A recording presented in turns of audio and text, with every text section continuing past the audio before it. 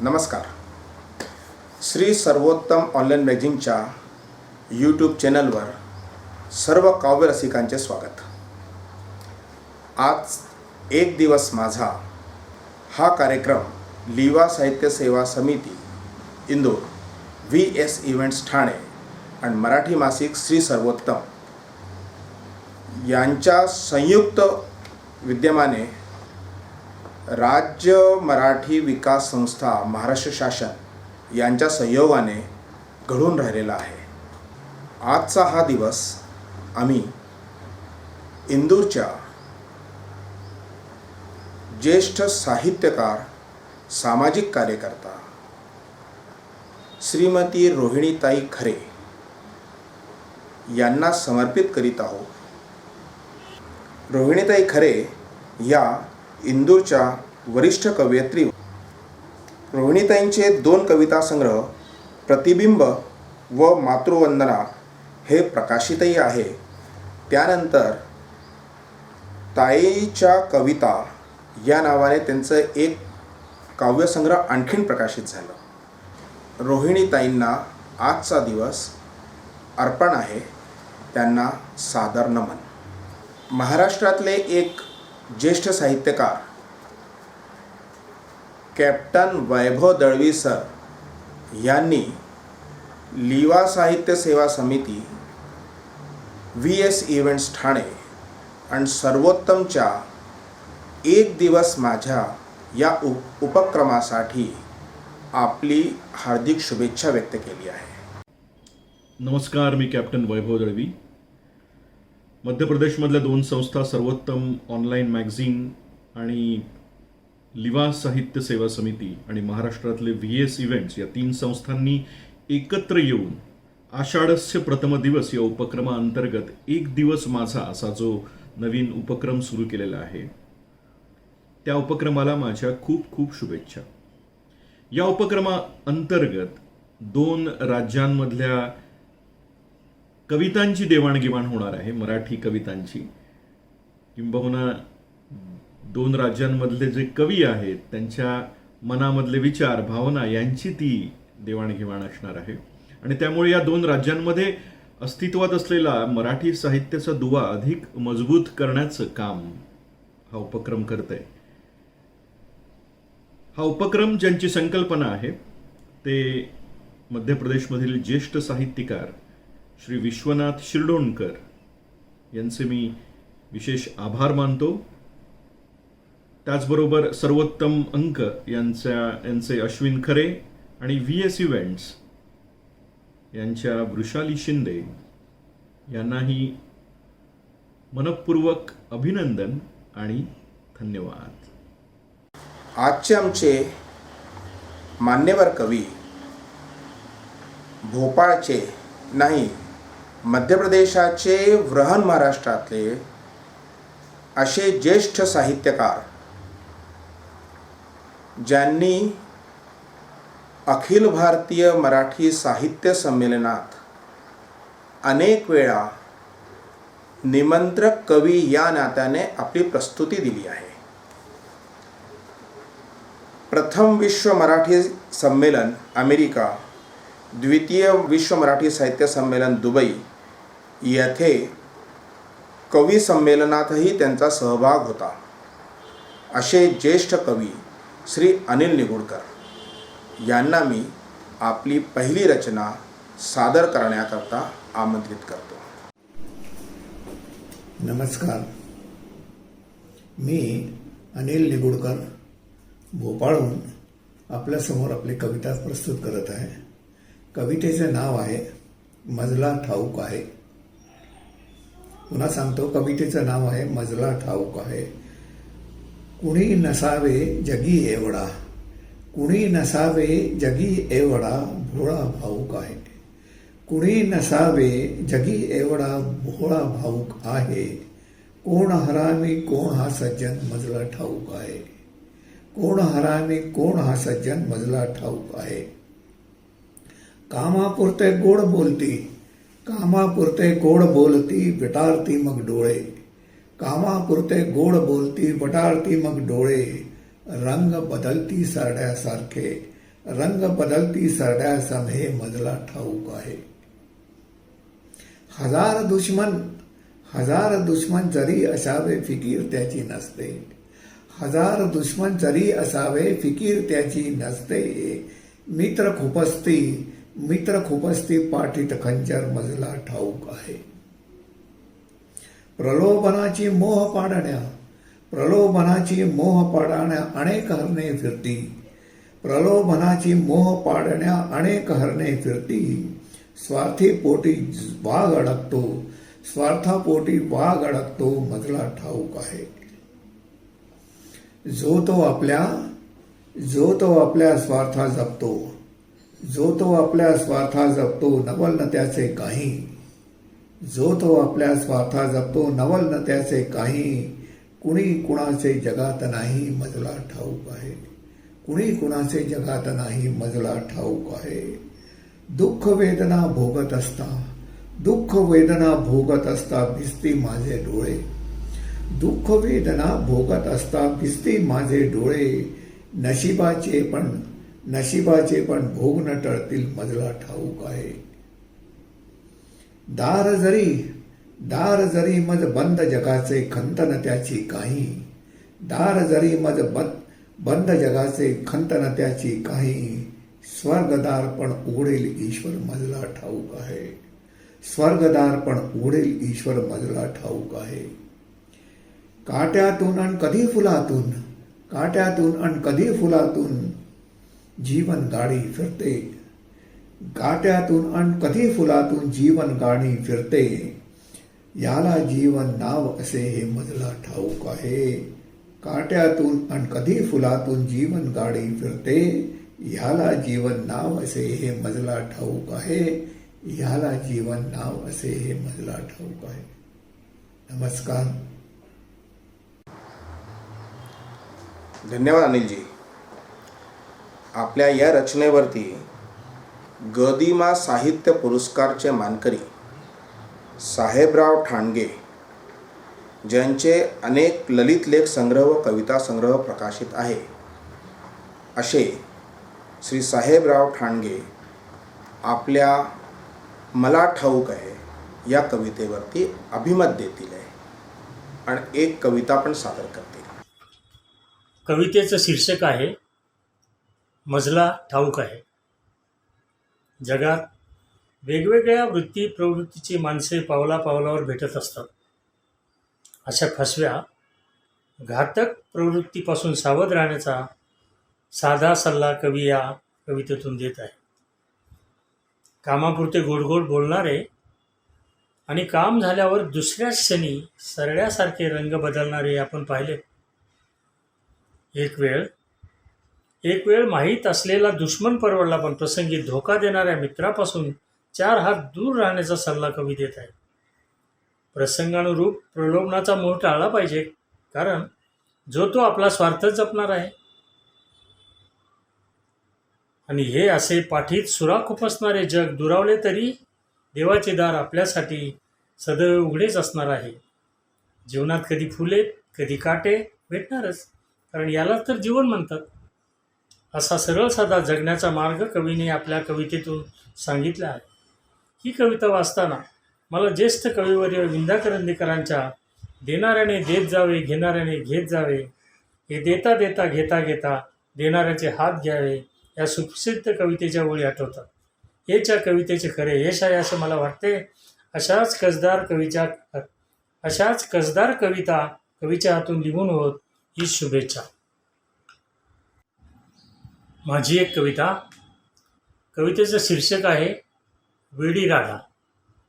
अजून फिरते वेडी राधा रानमळ्यातून अशा दुपारी. अजून वाहे तसाच वारा माथा पटीत कड्या कपारी. अजून फिरते वेडी राधा रानमळ्यातून अशा दुपारी. अजून पडतो तसाच पाऊस तसेच पाणी जाते वाहून. अजून पडतो तसाच पाऊस तसेच पाणी जाते वाहून. तशाच गाठी पडती अवचित, भेटायाचे जाते राहून. तशाच गाठी पडती अवचित, भेटायाचे जाते राहून. अजून फिरते वेडी राधा रानमळ्यातून अशा दुपारी. अजून पडते निळे चांदणे, निळी सावली घरभर फिरते. अजून पडते निळे चांदणे, निळी सावली घरभर फिरते. अन अंधाराच्या काळ्या डोही, अंधाराच्या काळ्या डोही, कोण बावरी घागर भरते. अजून फिरते वेडी राधा रानमळ्यातून अशा दुपारी. अजून येते हसू मानसा, रडता रडता जगतो माणूस. अजून येते हसू मानसा, रडता रडता जगतो माणूस. आणि जुनीच मरणे मरता मरता, जुनीच मरणे मरता मरता, मरण टाळण्या बघतो माणूस. जुनीच मरणे मरता मरता, मरण टाळण्या बघतो माणूस. अजून फिरते वेडी राधा रानमळ्यातून अशा दुपारी. अजून फुलती फुले सकाळी, दिवस उगवतो ठरल्या वेळी.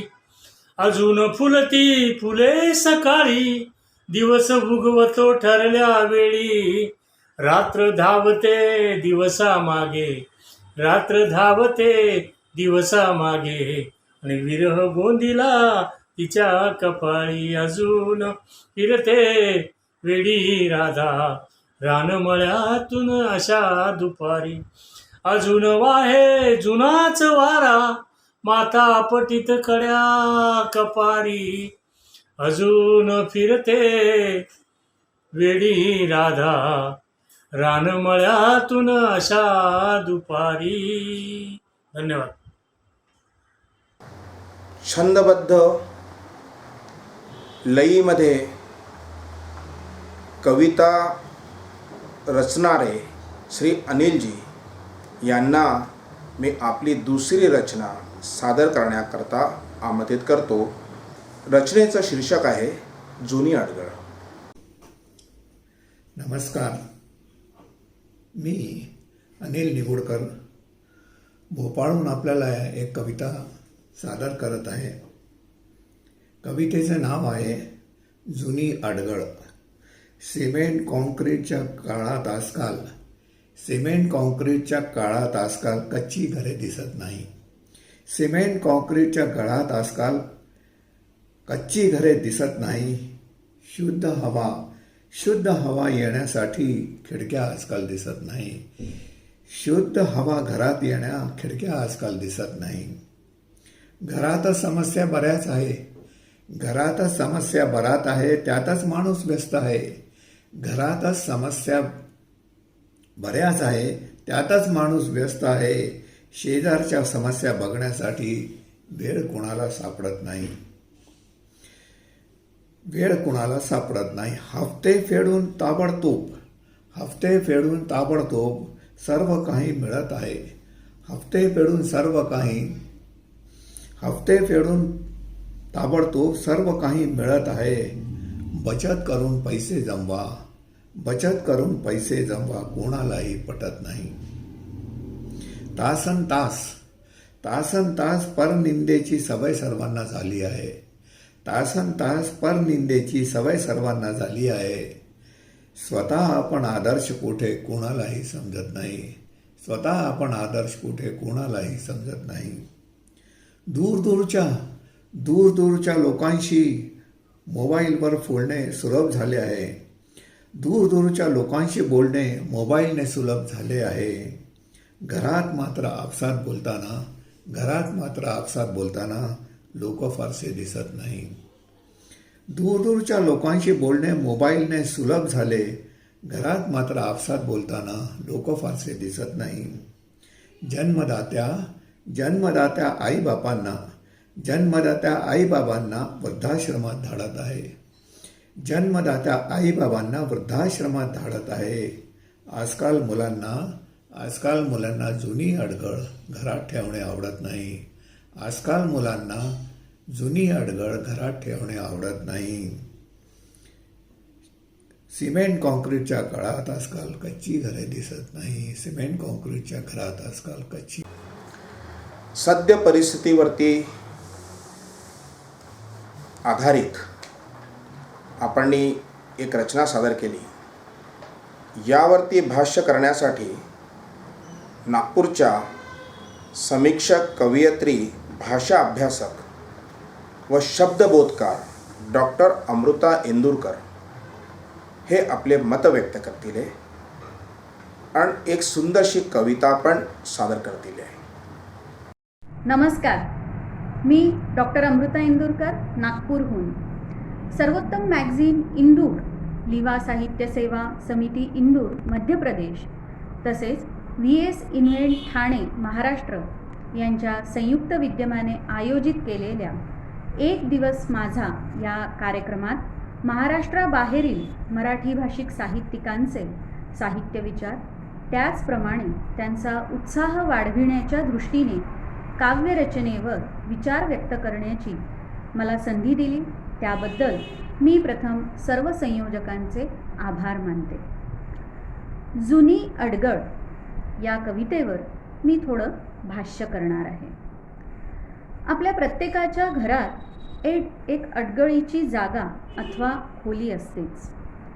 आपल्याला हे माहीत असते की जे आपल्याला नको आहे, टाकाऊ आहे, निरुपयोगी आहे ते आपण अडगळीत टाकतो.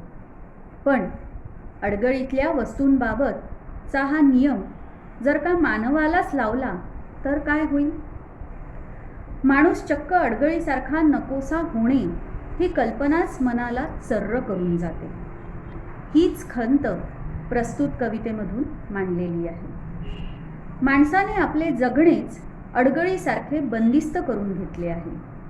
सिमेंट कॉन्क्रीटच्या भयभीत करणाऱ्या महानगराच्या प्रचंड यांत्रिक विद्रूप डोलाऱ्यामध्ये माणूस मात्र सापडतच नाही. माणसाने स्वतःचे जगणे इतके यांत्रिक करून टाकले आहे की स्वतःच्या समस्यांच्या पलीकडे जाऊन परदुःखाची संवेदना त्याच्या मनापर्यंत पोहोचतच नाही. या यंत्रयुगीन जगात जगणाऱ्या आधुनिक मानवाला जवळ हक्काचा माणूस नको आहे, पण चार भिंतींच्या आड बसून समाजातील माणुसकी मात्र कशी नष्ट होत आहे ही निंदा करण्यात रस आहे. एकाच कुटुंबात आलेला परकेपणा मोबाईलच्या माध्यमातून खरंच जाणार आहे का? एक वेळ दूरदेशी असलेल्यांशी संवाद होत असताना मात्र घरातली नाती मात्र एकमेकांना परकी होताना दिसत आहे. सिमेंट कॉन्क्रीटच्या निर्जीव जगात राहता राहता हा निर्जीवपणा मानवात तर नाही मुरला असा प्रश्न निर्माण होतो. कारण हा निर्जीवपणाच माणसाला आपल्या जन्मदात्या वृद्ध आईवडिलांना वृद्धाश्रमाच्या चकचकीत आधुनिक मार्ग दाखवतो आणि मग आईवडिलांचे रूपांतर घरात नकोशा असलेल्या अडगळीत होते. ही अडगळ इतकी निरुपयोगी होते की घरातील अडगळीची खोली देखील तिच्या नशिबी येत नाही, तर फेकून दिल्या जाते थेट सिमेंट कॉन्क्रीटच्या आधुनिक अडगळ खोलीत दूर कुठेतरी. प्रस्तुत कवितेत कवीने महानगरीय विकास होत असताना संवेदनांचा, माणुसकीचा, आपलेपणाचा बळी कसा जातो याचे विदारक सत्य समकालीन मानवाची सामाजिक, भावनिक विपन्नावस्था या कवितेतून चित्रित केली आहे. मानवाचे जीवन अधिकच शून्य बनविणारी आधुनिकता माणसालाच अडगळ बनवते आहे हे विदारक सत्य या कवितेतून प्रकर्षाने जाणवते. यानंतर मी माझी एक मराठी कविता आपल्यासमोर सादर करते आहे, जिचं शीर्षक आहे उसवलेली वीण. अचानक उन्हाचा उबदार स्पर्श नाहीसा होतो अवकाशातून. अचानक उन्हाचा उबदार स्पर्श नाहीसा होतो अवकाशातून. आभाळ खाली खाली येतं मनाच्या रित्या गवाक्षातून. आभाळ खाली खाली येतं मनाच्या रित्या गवाक्षातून. सावल्या होतात निस्तेज, मन होतं सैरभैर. कान गच्च बंद केले तरी ऐकू येतो मनातला कर्कश कोलाहल. कान गच्च बंद केले तरी ऐकू येतो मनातला कर्कश कोलाहल. डोळे बंद केले तरी दिसतात प्रखर अहमचे लाल भडक रंग. जीवाची व्याकुळ धडपड विस्कटलेल्या प्रत्येक शब्दाला सांधण्याची. जीवाची व्याकुळ धडपड विस्कटलेल्या प्रत्येक शब्दाला सांधण्याची. तुटणाऱ्या प्रत्येक नात्याला बांधण्याची. तुटणाऱ्या प्रत्येक नात्याला बांधण्याची. कसा काय कुणास ठाऊक सटकन तुटतो रेशीम दोर. कसा काय कुणास ठाऊक सटकन तुटतो रेशीम दोर. तुझ्या माझ्या प्रेमाचा उसवते घट्ट वीण एकात्मतेची. उसवते घट्ट वीण एकात्मतेची. अंतर्बाह्य पसरतो शून्य शून्य भाव. अंतर्बाह्य पसरतो शून्य शून्य भाव. मनाचे गवाक्ष सहजच होतात बंद. मनाचे गवाक्ष सहजच होतात बंद. सोसायला एकाकी घाव, एकाकी घाव, एकाकी घाव. धन्यवाद. धन्यवाद अमृताजी. मित्र हो, येत्या 5 ऑगस्ट रोजी लिवा साहित्य सेवा समितीच्या वर्धापन दिनानिमित्त एक विशेष कार्यक्रम झूम मीटच्या माध्यमाने आयोजित करण्यात येत आहे. त्याची लिंक, त्याची ID आणखीन पासवर्ड लवकरच आपल्याला पाठवण्यात येईल. तरी आपण या कार्यक्रमात जास्तीत जास्त संख्येने सहभागी व्हाल अशी अपेक्षा आहे. आजची ही काव्य मैफल इथे संपत आहे. मित्र हो, कार्यक्रमासंबंधी आपले विचार आम्हापर्यंत पोचून राहिलेले आहे. तरी आपण अजूनही आपले विचार आम्हाला पोचवू शकता. आमच्या मोबाईल क्रमांकावर किंवा श्री सर्वोत्तम ऑनलाईन मॅगझिनच्या यूट्यूब चॅनलच्या कमेंट्स बॉक्समध्ये. कृपया सबस्क्राईब करा. आणखीन सर्वांना शेअर करण्यात प्रोत्साहित करा. धन्यवाद. नमस्कार.